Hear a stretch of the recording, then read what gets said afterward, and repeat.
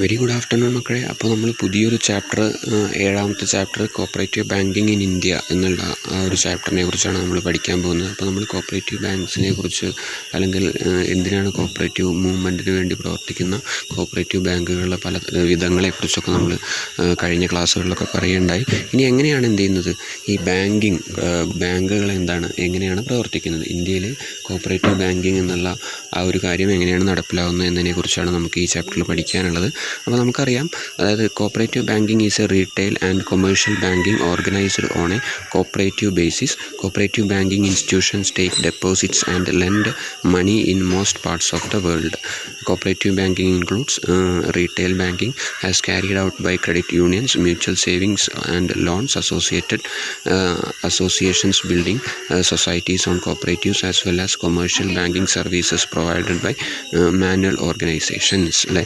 അപ്പോൾ നമുക്ക് എന്താ പറയുന്നത് വെച്ചാൽ, കോപ്പറേറ്റീവ് ബാങ്കിങ് എന്ന് പറഞ്ഞാൽ നമുക്കറിയാം, അതായത് എന്താണ്, ഒരു റീറ്റെയിലായിട്ടും അതുപോലെ തന്നെ എന്താണ് കൊമേഴ്ഷ്യലുമായിട്ടുള്ള ബാങ്കിങ് നടത്തുന്ന, അല്ലെങ്കിൽ ബാങ്കിങ് പ്രവർത്തനങ്ങൾ നടത്തുന്ന ഒരു ഓർഗനൈസേഷനാണ്, കോപ്പറേറ്റീവ് ബേസിസുള്ള ഒരു ഓർഗനൈസേഷനാണ് എന്ത്, കോപ്പറേറ്റീവ് ബാങ്കിങ്. അപ്പോൾ കോപ്പറേറ്റീവ് ലെവലിലുള്ള ഒരു ഓർഗനൈസേഷൻ എന്ത് ചെയ്യാണ്, റീറ്റെയിലായിട്ടും കൊമേഴ്ഷ്യലായിട്ടുള്ള ബാങ്കിങ് ആക്ടിവിറ്റീസ് നടത്തുക. അതിനെയാണ് നമ്മൾ എന്താ പറയുക, കോപ്പറേറ്റീവ് ബാങ്കിങ് എന്നുള്ളതുകൊണ്ട് ഉദ്ദേശിക്കുന്നത്. അപ്പോൾ കോപ്പറേറ്റീവ് ബാങ്കിങ്ങിൽ ശരിക്കും എന്താണ്, ബാങ്കിങ്ങിൽ ചെയ്യുന്ന അതേ കാര്യം തന്നെയാണ്. അതായത് lending of money, depositing of money, അതായത് എന്താ, പണം കടം കൊടുക്കുക, അതുപോലെ തന്നെ പണം എന്ത് ചെയ്യുക, ഡെപ്പോസിറ്റായിട്ട് വാങ്ങി വയ്ക്കുക, അതുപോലെ തന്നെ എന്ത് ചെയ്യുക, റീറ്റെയിൽ ബാങ്കിങ് നടത്തുക, അങ്ങനെയുള്ള, അതായത് പിന്നെന്താണ്, മ്യൂച്വൽ സേവിങ്സ്, അങ്ങനെയുള്ള കാര്യങ്ങൾ ചെയ്യുക. അപ്പോൾ സാധാരണ ബാങ്കിങ്ങിൽ നടക്കുന്ന എല്ലാ കാര്യങ്ങളും ചെയ്യുക, അതായത് റീറ്റെയിലായിട്ടും അതുപോലെ തന്നെ എന്താണ്, കൊമേഴ്ഷ്യലായിട്ടും ചെയ്യുക. അപ്പോൾ അങ്ങനെ ഒരു കോപ്പറേറ്റീവ് ബേസിസിൽ ചെയ്യുമ്പോൾ അതിനെ നമ്മൾ എന്ത് പറയും, കോപ്പറേറ്റീവ് ബാങ്കിങ് എന്ന് വിളിക്കും. അപ്പോൾ കോപ്പറേറ്റീവ് ബാങ്കിങ്ങിൽ നമുക്കറിയാം, കോപ്പറേറ്റീവ് ബാങ്കിങ്ങിൻ്റെ സ്ട്രക്ചർ ശരിക്കും നമ്മൾ പറഞ്ഞു. ബാങ്കിങ് സ്ട്രക്ചർ നമ്മൾ 3 ടയർ സ്ട്രക്ചറാണ് നിലവിൽ നമ്മുടെ നാട്ടിലൊക്കെ ഉള്ളത്. ഒരു ഫെഡറൽ സിസ്റ്റത്തിലാണ്, അതായത് നമുക്കറിയാം ഒരു സ്റ്റേറ്റ് ലെവൽ ബാങ്ക് ഉണ്ടാവും, അതാണ് എന്ത്, ആ സ്റ്റേറ്റ് ലെവലാണ് എന്ത്, അപ്പെക്സ് ലെവൽ ബാങ്ക്. പിന്നെ അതിൻ്റെ താഴെ എന്തുണ്ടാവും, അതിൻ്റെ താഴെ ഡിസ്ട്രിക്ട് കോപ്പറേറ്റീവ് ബാങ്ക്സ് ഉണ്ടാവും, അതിൻ്റെ താഴെ എന്തുണ്ടാവും, പ്രൈമറി കോപ്പറേറ്റീവ് ബാങ്ക്സ് ഉണ്ടാവും, മറ്റ് വില്ലേജ് ലെവലിൽ, അല്ലേ? അപ്പോൾ ഇത്രയും കാര്യങ്ങളൊക്കെയാണ് നമുക്ക് പറഞ്ഞത്. അത് നമുക്കറിയാവുന്ന കാര്യങ്ങളാണ്.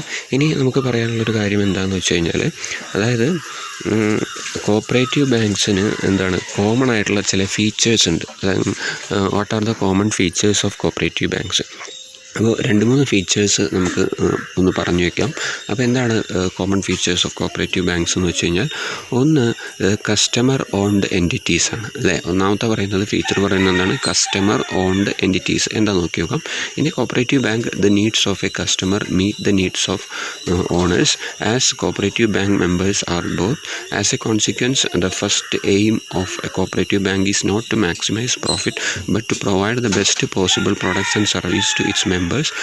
Some cooperative banks only operate with the members, but most of them also admit member clients to benefit from the banking and financial services. അല്ലേ?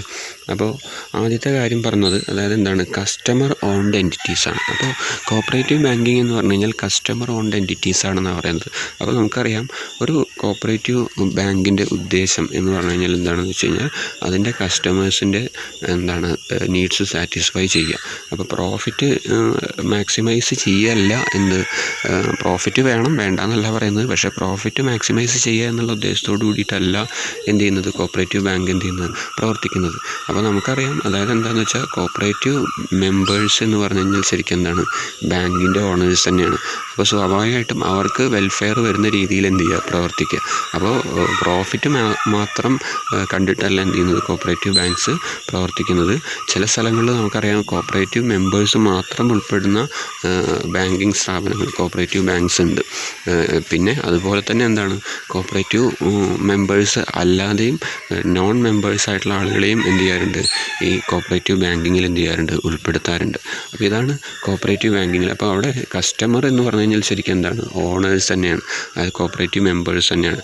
അപ്പോൾ എന്താണെന്ന് വെച്ചാൽ, കസ്റ്റമർ ഓറിയൻറ്റഡ് ആയിട്ട് ഉള്ള എന്താണ്, അവർക്ക് അവരുടെ നീഡ്സ് സാറ്റിസ്ഫൈ ചെയ്യാനുള്ള ഒരു എന്താണ്, ഒരു എൻറ്റിറ്റി ആയിട്ടാണ് ശരിക്കും എന്ത് ചെയ്യുന്നത്, കോപ്പറേറ്റീവ് ബാങ്ക്സ് പ്രവർത്തിക്കുന്നത്. അപ്പോൾ അതുകൊണ്ട് നമുക്ക് എന്ത് ചെയ്യാം, ഒരു ഫീച്ചറായിട്ട് നമുക്ക് കോപ്പറേറ്റീവ് ബാങ്കിൻ്റെ ഒരു ഫീച്ചറായിട്ട് നമുക്ക് പറയാൻ പറ്റും എന്താണ്, കസ്റ്റമർ ഓൺഡ് എൻറ്റിറ്റീസ് ആണ്. ഓക്കെ, ഇതാണ് ആദ്യത്തെ കാര്യം. രണ്ടാമത്തെ കാര്യം പറഞ്ഞു കഴിഞ്ഞാൽ ഡെമോക്രാറ്റിക് കൺട്രോളാണ്. അപ്പോൾ ഡെമോക്രാറ്റിക് കൺട്രോളാണെന്ന് പറഞ്ഞാൽ cooperative banks are owned and controlled by their members who democratically elected the board directors. Members usually have equal voting rights according to the cooperative principles of one person one vote. അല്ലേ? അപ്പോൾ നമുക്കറിയാം, അതായത് എന്താണ് cooperative ബാങ്കിൻ്റെ മറ്റൊരു feature എന്ന് പറഞ്ഞു കഴിഞ്ഞാൽ അതെന്താണ്, ഡെമോക്രാറ്റിക് മെമ്പർ കൺട്രോളാണ്. അല്ലേ? അപ്പോൾ കോപ്പറേറ്റീവ് സൊസൈറ്റീസിലുള്ള മെമ്പേഴ്സ് തന്നെയാണ് അവിടെ എന്ത് ചെയ്യുന്നത്, അഡ്മിനിസ്ട്രേറ്റ് ചെയ്യുന്നത്. അവരെന്ത് ചെയ്യാണ്, അവരെ ജനാധിപത്യപരമായ രീതിയിൽ വോട്ട് ചെയ്ത് തിരഞ്ഞെടുത്തിട്ട് ആ ഒരു അഡ്മിനിസ്ട്രേഷനാണ് എന്ത് ചെയ്യുന്നത്, ഈ കോപ്പറേറ്റീവ് ബാങ്ക്സിനെ എന്ത് ചെയ്യുന്നത്, അഡ്മിനിസ്ട്രേറ്റ് ചെയ്യുന്നത്. അപ്പോൾ ശരിക്കും എന്താണെന്ന് വെച്ചാൽ ശരിക്കും കോപ്പറേറ്റീവ് പ്രിൻസിപ്പിൾ പ്രകാരം ഒരു മെമ്പർക്ക് ഒരു വോട്ട്, അല്ലേ? ആ ഒരു അർത്ഥത്തിൽ തന്നെയാണ് എന്ത് ചെയ്യുന്നത്, ഈ കോപ്പറേറ്റീവ് ബാങ്ക്സ് എന്ത് ചെയ്യുന്നത്, പ്രവർത്തിക്കുന്നത്. അപ്പോൾ കോപ്പറേറ്റീവ് ബാങ്ക്സിൻ്റെ പ്രവർത്തനം എന്താണ്, ഡെമോക്രാറ്റിക് മെമ്പർ കൺട്രോളാണ്. അതാണ് രണ്ടാമത്തെ ഫീച്ചറായിട്ട് നമുക്ക് പറയാൻ പറ്റുക. ഇനി മൂന്നാമത്തെ കാര്യം എന്ന് പറഞ്ഞു കഴിഞ്ഞാൽ എന്താണ്, profit അലോക്കേഷനാണ്.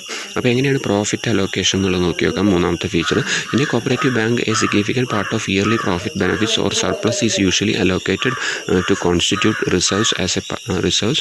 A part of this can also be distributed to their cooperative members with legal statutory limitations. In most cases, profit is usually allotted to its members either through a patronage dividend which is related to the use of cooperative products and services by each member, or through interest a dividend which is related to a number of shares subscribed by each member. അല്ലേ? അപ്പോൾ എന്താണ് profit allocation, അല്ലേ? അപ്പോൾ അടുത്തൊരു ഫീച്ചറായിട്ട് പറയുന്നത് profit അലോക്കേഷനാണ്, മൂന്നാമത്തെ feature. അപ്പോൾ എന്താണ് പ്രോഫിറ്റ് അലോക്കേഷൻ എന്ന് വെച്ച് കഴിഞ്ഞാൽ നമുക്കറിയാം, ഇയർലി വരുന്ന ബെനിഫിറ്റ് അല്ലെങ്കിൽ ഇയർലി വരുന്ന പ്രോഫിറ്റ് അല്ലെങ്കിൽ സർപ്ലസ് എന്ത് ചെയ്യാണ്, അതിൻ്റെ മെമ്പേഴ്സിനിടയ്ക്ക് തന്നെ കോപ്പറേറ്റീവ് ബാങ്ക്സ് എന്ത് ചെയ്യാണ്, സാധാരണയായിട്ട് ഡിവൈഡ് ചെയ്ത് കൊടുക്കുകയാണ്, ഡിസ്ട്രിബ്യൂട്ട് ചെയ്ത് കൊടുക്കുകയാണ് ചെയ്യുന്നത്. അപ്പോൾ നമുക്കറിയാം പ്രോഫിറ്റ് എങ്ങനെ ഡിസ്ട്രിബ്യൂട്ട് ചെയ്യുന്നത് വെച്ചാൽ ശരിക്കും എന്താണ്, ഡിവിഡൻഡ് രൂപത്തിലാണ് എന്ത് ചെയ്യുന്നത്, ഡിവൈഡ് ചെയ്ത് കൊടുക്കുന്നത്. അപ്പോൾ ഡിവിഡൻഡ് രൂപത്തിൽ അതിൻ്റെ മെമ്പേഴ്സിന് തന്നെ, അല്ലെങ്കിൽ അതിന് അതല്ലെങ്കിൽ പ്രൊഡക്ട്സ് ആൻഡ് സർവീസസ് ആയിട്ട് എന്ത് ചെയ്യുന്നു, അതിൻ്റെ മെമ്പേഴ്സിന് അലോട്ട് ചെയ്ത് കൊടുക്കുകയാണ് ശരിക്കും എന്ത് ചെയ്യുന്നത്, പ്രോഫിറ്റ് ചെയ്യുന്നത്.